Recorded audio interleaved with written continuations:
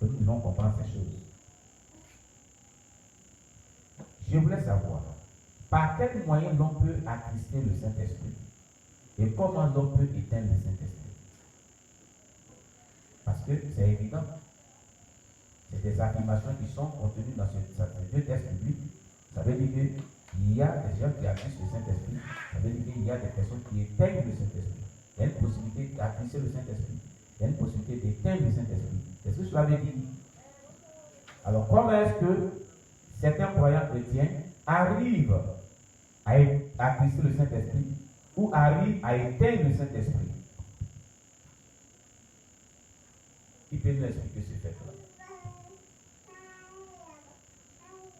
Il y a quelqu'un qui se signale? Non, allons-y doucement. On va laisser pour que tout le monde écoute. La seule Lydie veut parler de comment on attriste le Saint-Esprit. Vas-y. Comment on attriste le Saint-Esprit lorsqu'il nous donne les orientations et puis on ne les respecte pas. On le fait aussi lorsqu'on vit dans le péché. D'accord. Merci la sœur Lydie. De toute évidence, ce qu'elle a dit est correct. Amen. On attriste le Saint-Esprit lorsque le Saint-Esprit donne des orientations, des indications et on ne le fait pas. On éteint le Saint-Esprit lorsque, eh bien, on pêche contre Dieu. On désobéit à sa parole. Et la sœur Marie-Archange a écrit que par le blasphème. Voilà. Eh bien, c'est pas faux. Tout ça n'est pas faux, c'est correct. Cela est correct. Alors, je vais vous poser une question. Si tout Sapiens si Éphésiens 4, verset 30. Écoutez encore. Est-ce qu'une brique qu'on prend pour construire une maison peut être attristée?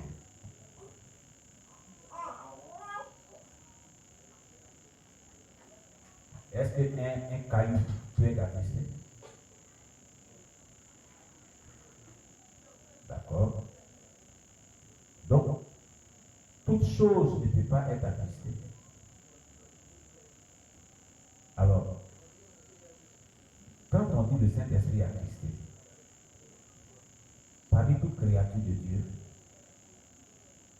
n'est-ce pas que ce sont des êtres vivants qui respirent, des êtres qui respirent, qui vivent, qui s'attristent, ou qu'on attriste. N'est-ce pas ça? Donc, si nous disons ici, et nous acceptons qu'il est écrit ici qu'il n'a attristé pas le Saint-Esprit, ça veut dire que le Saint-Esprit est un être divin, une personne divine, qui est souvent attristé par des personnes. Il manifeste des caractéristiques humaines concernant la tristesse. Amen. Amen. Voilà. C'est une personne divine, un être divin, qui manifeste aussi la tristesse.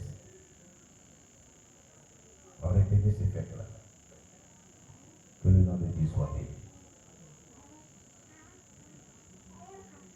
Alors, quand on dit n'éteignez pas l'esprit, nous savons souvent que le Saint-Esprit est représenté comme la gloire de Dieu, la lumière de Dieu, la lumière de Dieu, le feu de Dieu. Toutes ces choses-là, on les éteint. On peut éteindre le feu, on peut éteindre la gloire, on peut éteindre ce qui est une lueur qui le purifie, on peut éteindre la lumière. Donc le Saint-Esprit est caractérisé par toutes ces choses que l'on peut éteindre. Retenez ce fait aussi. Amen. Première question. Encercler dans chaque verset les choses que nous ne devons pas faire. Encercler dans chaque verset les choses que nous ne devons pas faire.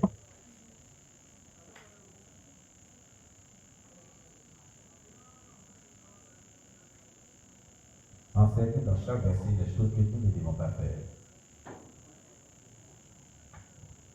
dans Éphésiens 4, verset 30 et dans 1 Thessaloniciens 5, verset 10. Mais qu'est-ce que nous ne devons pas faire? Oui, l'évangéliste à nous, vous voulez parler? Oui.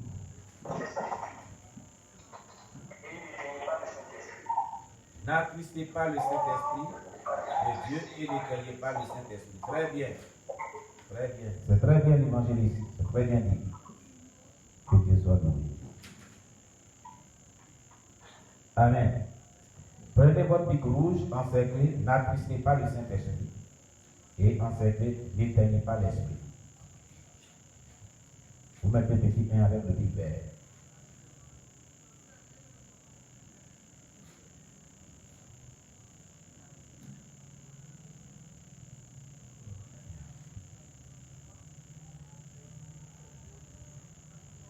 Ça y est, nous pouvons continuer.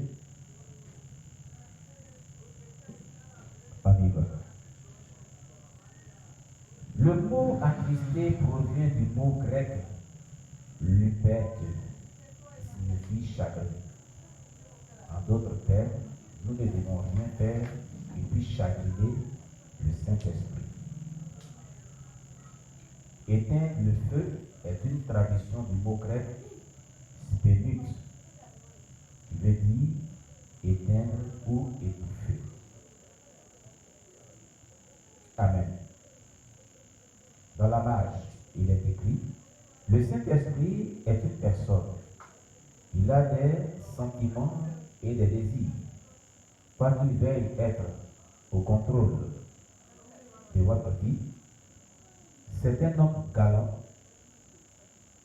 Il ne vous obligera jamais à faire quelque chose.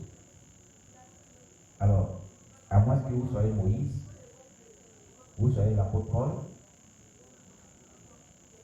Moïse l'apôtre Paul,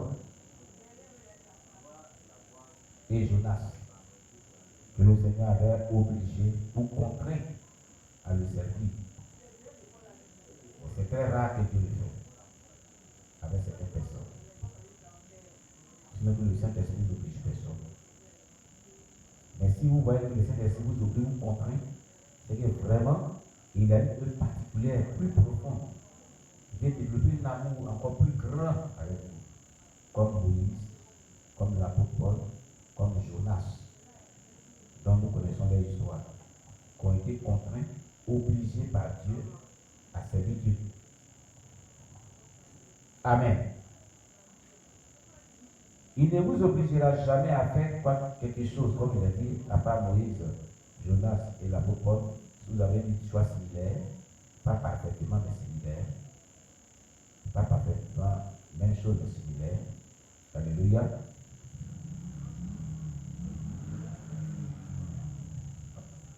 Il vous suggérera,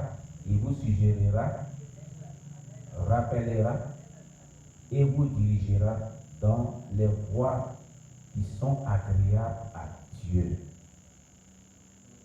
Prenez votre pic rouge, soulignez, suggérera, soulignez, rappellera, soulignez, dirigera, avec le pic rouge.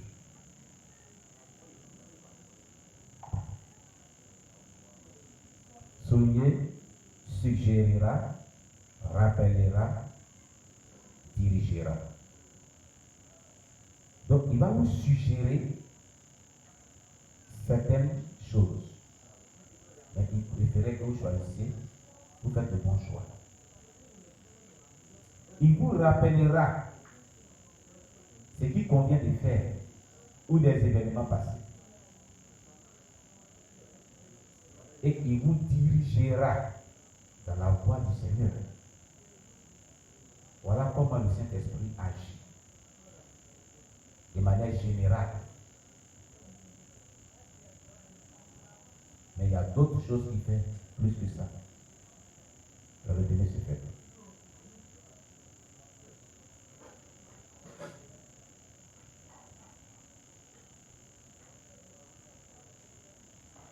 Donc nous les prenons. Il vous suggérera, rappellera et vous dirigera dans les voies qui seront agréables à Dieu. Mais il ne vous n'impose pas sa volonté, à moins que votre histoire est semblable à celle de Moïse, Jonas et l'apôtre Paul, que Dieu a imposé son appel, avec qu'il puisse servir Dieu. Vous le savez bien, Moïse a refusé l'appel de Dieu, il n'a pas la voie facile. Il dit à Dieu, envoie quelqu'un d'autre. Quand Dieu lui a montré la preuve que celui qui l'a envoyé jusque, il a obéi des miracles, il a jeté son bâton, c'est devenu serpent, il a mis sa main dans son sein, c'est s'est transformé en lèvre blanche, il a enlevé ses yeux normales. Il a pour questionner Dieu quand Dieu dit, mon cher, il faut partir. N'est-ce pas moi? Il dit, ma bouche là, je n'ai pas la voix facile. Il dit, n'est-ce pas moi qui crée la bouche? N'est-ce pas moi qui vais parler? Il faut partir. Il dit, ah, Dieu, envoie quelqu'un d'autre. Il a refusé quand même. Dieu l'a contraint. En disant, n'est-ce pas, Aaron, ton frère qui vient à ta rencontre, il sera pour toi un prophète et tu seras un Dieu établi sur lui. Allez-y. C'est là que Moïse a fait. Moïse a fait. Quand Dieu a dit, Aaron sera un prophète pour toi, et toi tu seras un Dieu établi sur lui. L'homme aime Seigneur d'honneur.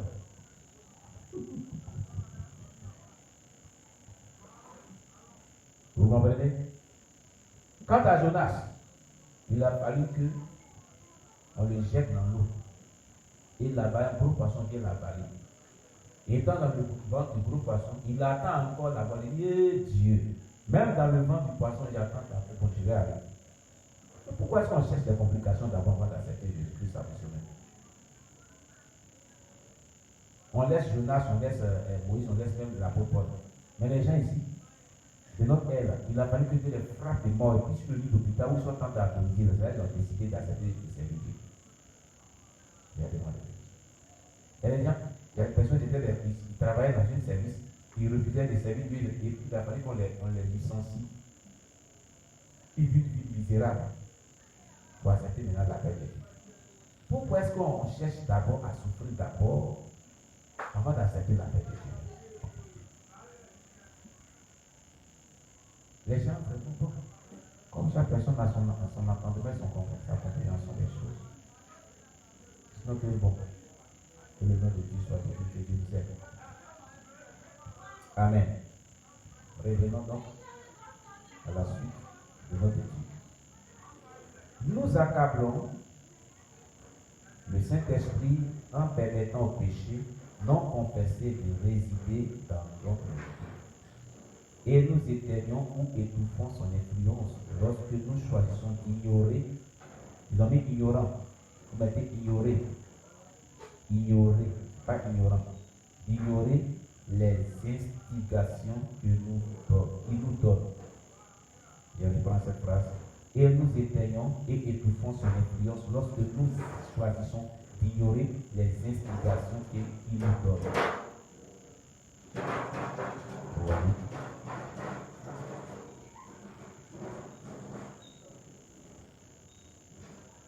Voici le problème. Quand nous ne confessons pas un péché, on empêche le Saint-Esprit. Il est accablé. Il est dans nos vies, donc il est accablé par les péchés non confessés. Lorsque encore, on ignore ce qu'il nous dit le Saint-Esprit, quand il fait des inspirations dans nos vies, et qu'on ignore cela, on le tait, on le dit. Ça veut dire, par exemple, tu commets un péché, le Saint-Esprit t'interpelle la question. Est-ce que tu peux rester là-bas?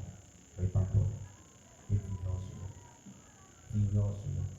Tu t'entêtes à faire la même chose. Ta vie va être étouffée, tu vas être éteint. C'est tout. Amen. Éphésiens 5, verset 18. Ne vous élivrez pas de vin, c'est de la débauche. Soyez au contraire remplis de l'esprit. Sinon, dans mes prières, j'ai cité souvent ce verset parce que je l'aime beaucoup. La Bible dit ici qu'ils ne vont pas être ivres de vin. Car quand quelqu'un est ivre de vin, c'est un débauché. C'est un débauché, il vit dans la débauche.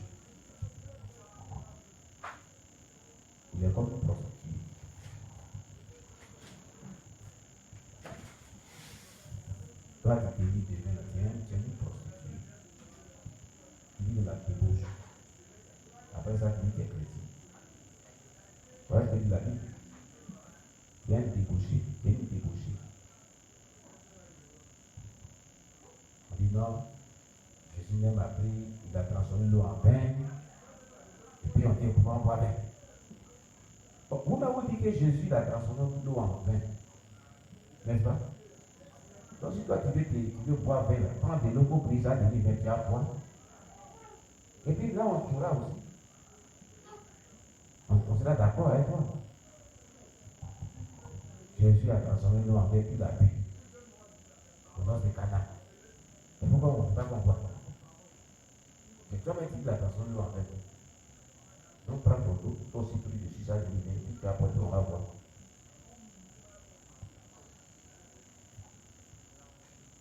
L'apôtre Paul a dit à Timothée, prends un peu de vin pour tes incontinences. Si tu as des problèmes de digestion, est-ce que toi tu as problème de digestion? Tu as problème de digestion? Toi, ton problème de digestion, ça ne finit jamais. Tu as mis des bouteilles, on dit un peu de vin, donc ce n'était pas une bouteille de vin, 2 bouteilles de vin, 3 bouteilles de vin, 4 casiers de vin. Et Timothée avait bu. Toi, incontinence ou pas, tu alignes les bouteilles. Tu bois seulement jusqu'à casier des vins. Tu es Timothée, tu as des incontinences. Réponds-toi. En tout cas, réponds-toi. Amen. Que Dieu nous bénisse. La Bible dit, au contraire, soyez remplis de l'esprit. Donc on pourrait dire, soyez ivres de l'esprit. Et livrez-vous de l'esprit. Si on doit s'exprimer comme ça, dit la Bible. Donc si tu n'es pas rempli de l'esprit, c'est de ta faute. Donc l'ordre est donné que chaque chrétien soit rempli de l'esprit. Que d'être rempli de Dieu. Donc si toi tu n'es pas rempli de l'esprit, c'est de ta faute. Dieu a déjà libéré la grâce. Il veut que chaque personne soit remplie de l'esprit. Voilà ce que ça veut dire. Mais pourquoi est-ce que tu n'es pas rempli de l'esprit? Si Dieu veut que tu sois rempli de l'esprit, en temps normal, en tant que chrétien, tu dois être rempli de l'esprit. C'est la vie de quelqu'un normal. Maintenant, si on trouve si c'est tout que tu n'es pas rempli de l'esprit, c'est anormal. Ça ne doit pas être cela. Est-ce que tu dois comprendre? Amen. Première question. Soulignez la conduite que nous ne devons pas